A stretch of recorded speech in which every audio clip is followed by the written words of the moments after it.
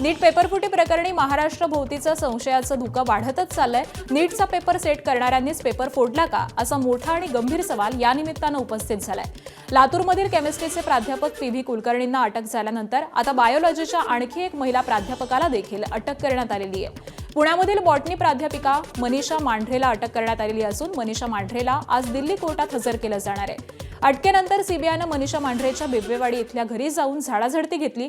मांढरे ही एनटीएच्या paper setting कमिटीची सदस्य आहे, तर पी.व्ही. कुलकर्णीप्रमाणे संबंधित लेक्चररनं सुद्धा विद्यार्थ्यांना प्रश्नपत्रिका तोंडी सांगितल्याचा तपास यंत्रणांना संशय आहे। आणि दरम्यान पी.व्ही. कुलकर्णी आणि मनीषा वाघमारेला 10 दिवसांची सीबीआय कोठडी देण्यात आली आहे। या प्रकरणात आतापर्यंत दिल्ली, जयपूर, गुरुग्राम, नाशिक, पुणे आणि अहिल्यानगरमधून 9 आरोपींना अटक करण्यात आली आहे। यापैकी 5 आरोपींना 7 दिवसांची पोलीस कोठडी देण्यात आली आहे।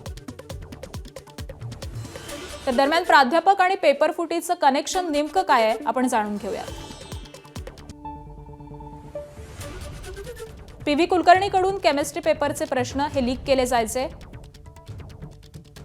मनीषा मांढरेकडून बायोलॉजीच्या प्रश्नपत्रिकेतील प्रश्न लीक व्हायचे।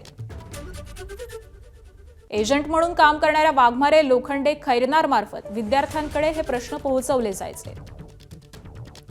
मनीषा वाघमारेचं मांढरे आणि कुलकर्णीच्या घरी येणं जाणं असायचं।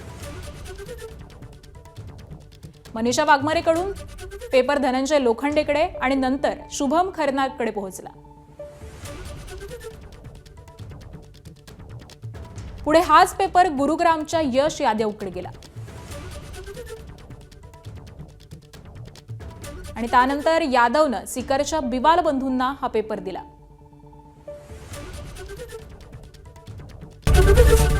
एबीपी माझा, उघडा डोळे बघा नीट।